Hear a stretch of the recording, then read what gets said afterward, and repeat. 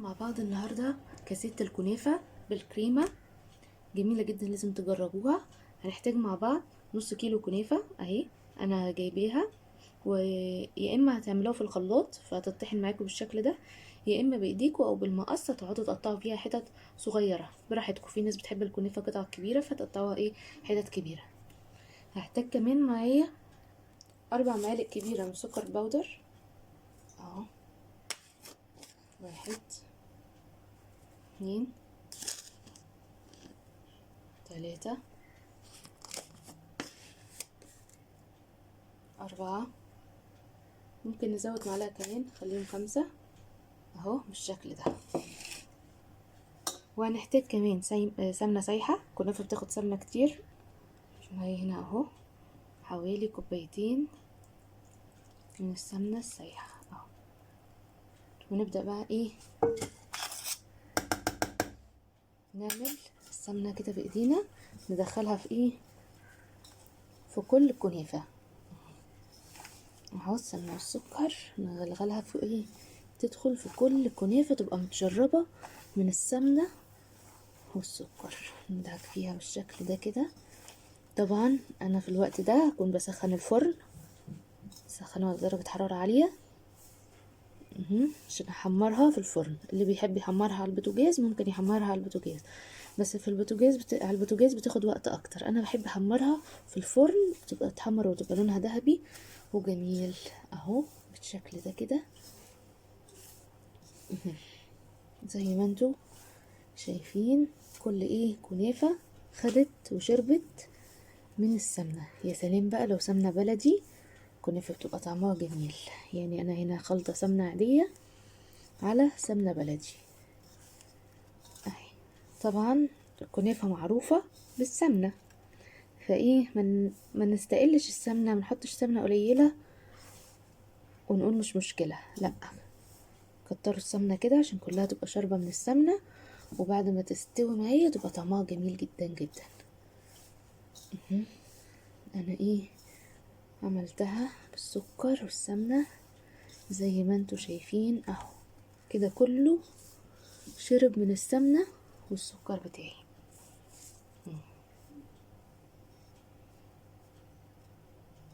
اغسل ايدي بقى واوريكم. هدخلها الفرن على درجة حرارة 180، هشغل فوق وتحت، وكل 5 دقايق افتح الفرن اقلبها عشان متحرقش معايا وكلها تبقى لون واحد اهو.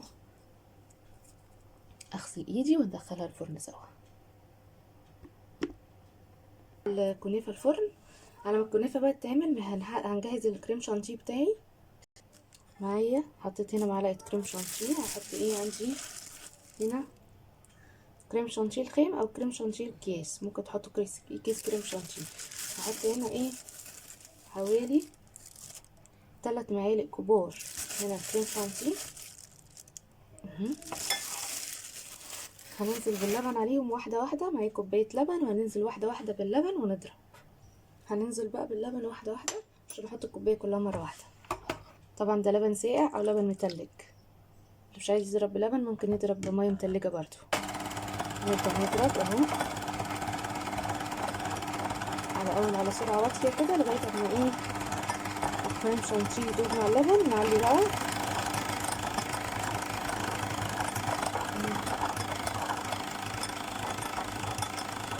نفضل نضرب فيه بقى لغاية اما اضربه وارجع اوريكم بعد ما اتضرب شوية بقى صنف عامل ازاي. زي ما انتوا شايفين تقلب اهي. هبدأ ازود برضه حبة لبن تاني اهو،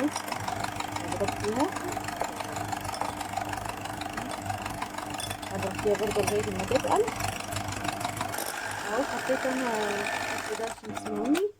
حطيت انا بقيت كوباية اللبن اهو، شايفين اهي احتاجت كوباية كاملة، يبقى 3 معالق كبار عليهم كوباية لبن اهو. هضربها ضربة كمان واشيلها بقى في التلاجة لغاية ما الكنافة تتحمر. دلوقتي انا عندي كمان باستري كريم. انا حطيت كريم شانتيه في التلاجة. باستري كريم ده بيجي من عند اي بتاع مستلزمات حلويات، انا بجيبه اهو. ده بودرة باستري كريم، هحط عليها لبن. معانا هنا قلنا 3 معالق كبيرة، هنحط عليهم لبن او مية اللي يريحكم اهو. واحدة واحدة ونقلب. هو بيبقى عامل زي الكاسترد كده اهو، بصوا بيبقى عامل. هنحتاج لبن تاني، نحط اللبن مش بمقدار معين، انتوا هتشوفوا ايه السمك بتاعه زي ما ايه هيحتاج. وطبعا هو كل ما بيقعد بيتقل كمان، يعني احنا لو سيبناه لغايه ما نحمر الكنافه هنلاقيه تقل شويه، اما نيجي نحطه على الكنافه ايه هنزوده حبه لبن او حبه ميه. طبعا انا عايزه اقول لكم الباستري كريم ده جميل جدا، يعني انا ساعات بستغنى عن صينيه الكنافه بالمهلبيه، بحشيها بالباستري ده، او الجلاش بحشيه بالباستري، بيبقى حلو جدا برضو. نقلب بقى لغايه ما ايه ندوبه. ولا لبن سخن ولا لبن ساقع، يعني لبن بدرجه حراره الغرفه. لو هتحطوا ميه من الفلتر عادي، مش بيحتاج ميه متلجه ولا ميه ساقعه زي الكريم شانتيه. ندوبه.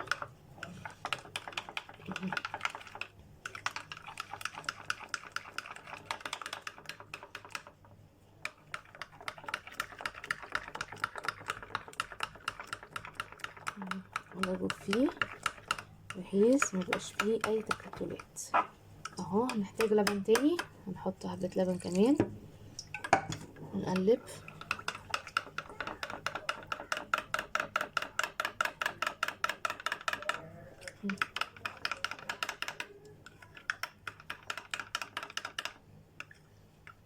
لو انتوا ما عندكمش باستري كريم ومش عايزين تحطوه، ممكن تحطوا كريم شانتيه، بس انا هوريكم هنعمل الكاسات ازاي دلوقتي. بس الكنافه بس تحمر في الفرن وكل حاجه جاهزه اهوت. بس انا هسيبه بقى، واذا تقل لما اجي اعمل بيه هقوم مزوده ايه سنه لبن او سنه ميه. هو كده بصوا السمك بتاعه ايه مظبوط اهو، ولا تقيل ولا خفيف.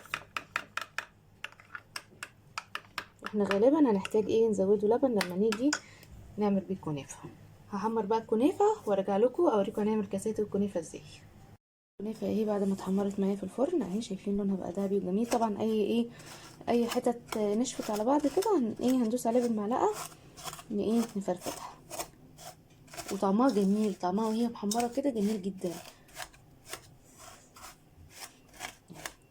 دلوقتي بقى هننزل عليها، هي سخنه، هي لسه طالعه من الفرن، هننزل عليها بالشيره. الشيره بارده مش سخنه اهو. هناخد معلقه كده من الشيره، 2 3، وابدا اقلبها كده في الشيره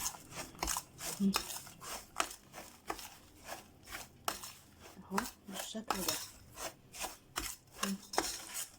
هي محتاجه تاني احط معلقتين كمان اهو. هبقى اعمل لكم ان شاء الله فيديو انزل لكم فيه وصفه الشيره دي انا عملتها ازاي. انا بعملها وبشيلها ببرطمانات في التلاجة، وقت ما بحتاجها بطلعها.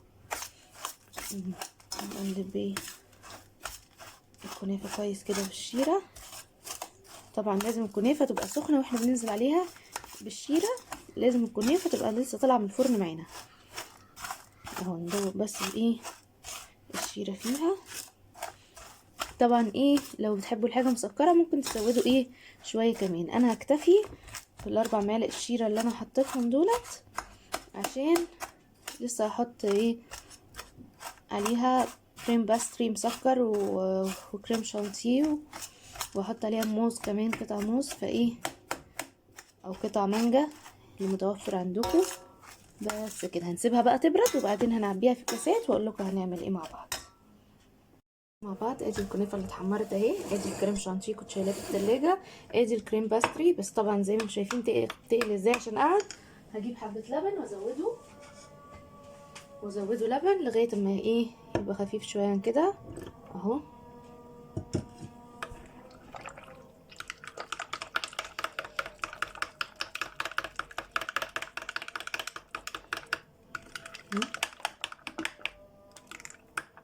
اهوت كده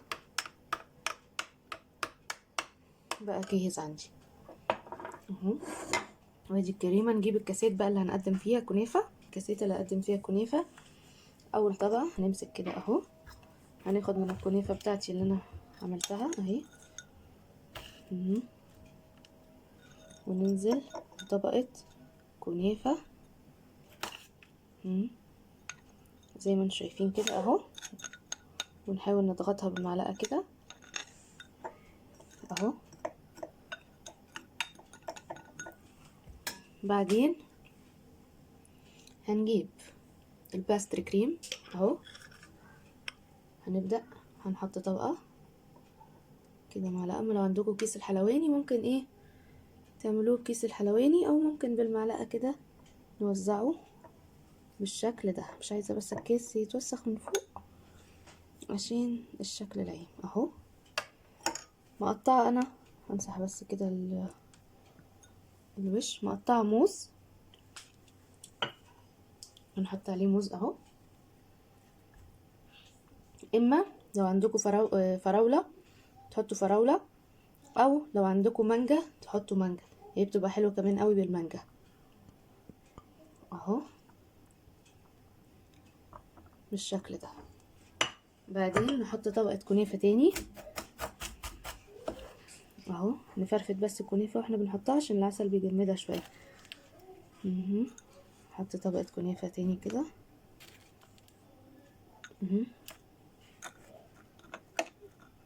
اهي بالشكل ده. بعدين نجيب بقى كريم شانتيه، نحط عليها كده الكريمة بتاعتي اهي، وانزلها هنا كده بالشكل ده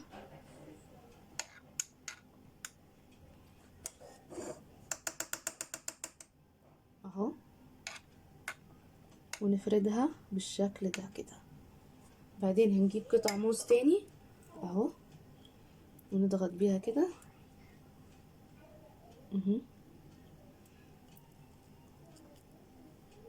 بالشكل ده اللي انتوا شايفينه ده. بعدين في الاخر بقى نيجي في طبقة كنافة تاني اهي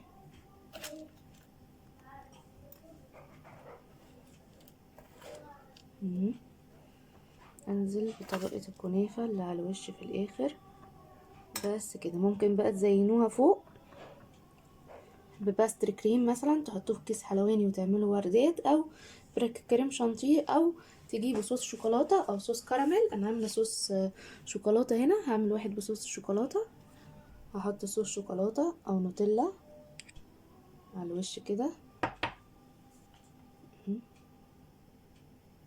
انا مش عايزاها اهو بالشكل ده كده. ممكن تدهنوها كلها وممكن نسيبها ايه كده اهو على الوش. انا مش بحب ايه اكتر شوكولاته اهي بالشكل ده اهي. نعمل واحد تاني معاكم اهو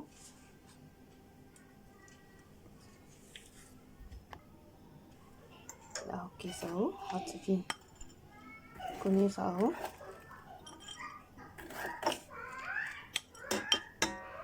ننزل بالكنافه نضغطها كده اهو بالشكل اللي انتوا شايفينه ده.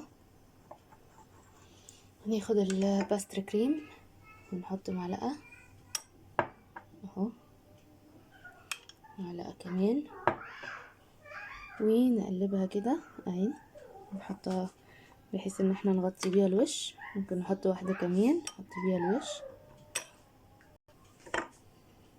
اهو. نيجي بعد كده طبقه كنافه تاني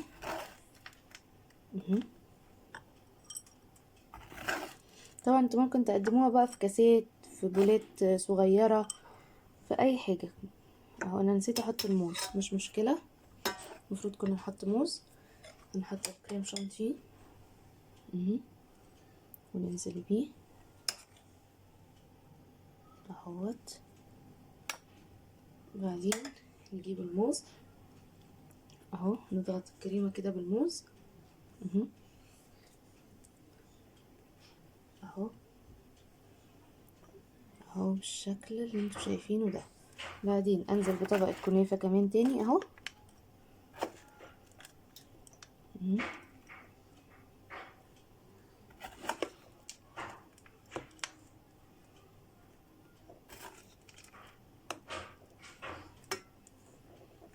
بس كده نزين بقى الوش باي حاجه، ممكن بقطع موز. هعمل المره دي احط عليها صوص كراميل، هتلاقوا عندي على الصفحه طريقه صوص الكراميل وصوص الشوكولاته اهو.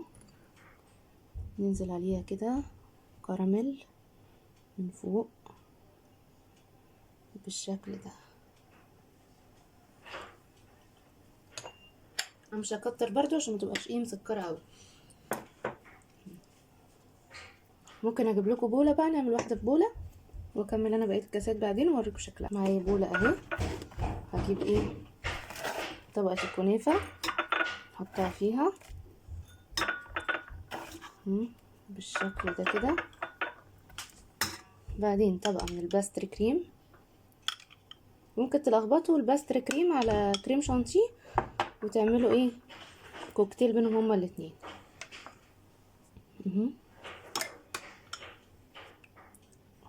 اوزع، احط كميه بحيث انها تتوزع حلو بالشكل ده وتنزل في الفراغات زي ما انتوا شايفين كده اهو. هاجي بعد كده احط الموز بتاعي، طرنشات الموز اهي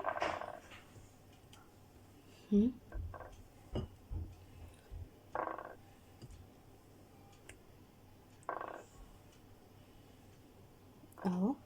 ننزل بقى بطبقه كنافه تاني، طبعا فرفة الكنافه كده من العسل عشان بيجمدها شويه، وننزل بطبقه تاني اهو.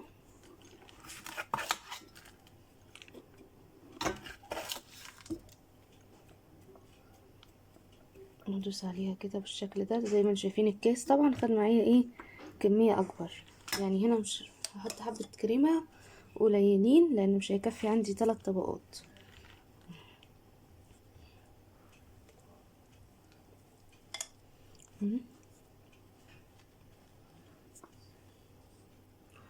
ونفرد الكريمه على وش الطبق كده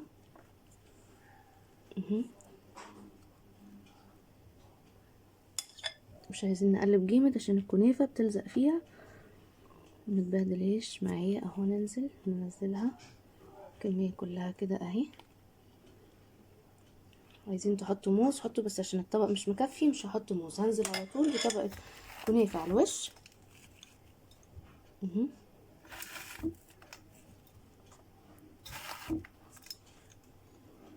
اغطي الوش بيها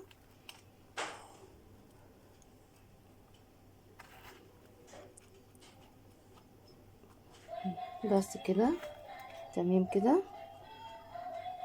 ممكن بقى احط موز كده على الوش اهو. ممكن تحطوا كريمه، تحطوا بقى اللي انتوا عايزينه، الديكوريشن ده بقى براحتكم خالص اهو. ادي شكل البوله بتاعتي جميله جدا جدا، لازم تجربوها وتقولوا لي رايكم. ما تنسوش تعملوا لايك للفيديو ده وتعملوا شير وتشتركوا في القناه عشان يوصلكم كل الوصفات بتاعتي. يلا اشوفكم على خير. هعملهم كلهم واوريكم شكلهم. يلا بقى اوريكم شكلهم بعد ما اخلص الكميه كلها وهوريها لكم. زي ما انتم شايفين اهو الشكل النهائي بتاع الكنافه اهو. تقدموا بقى تعملوا اللي انتوا عايزينه فيه، حط عليه كريمه وكراميل، صوص كراميل، وفي حتى جواه صوص شوكولاته مع الكريمه زي ما انتوا حابين بالظبط. جميل جدا جدا، جربوه قولوا لي رايكم. يلا اشوفكم على خير يا حبايبي، باي باي.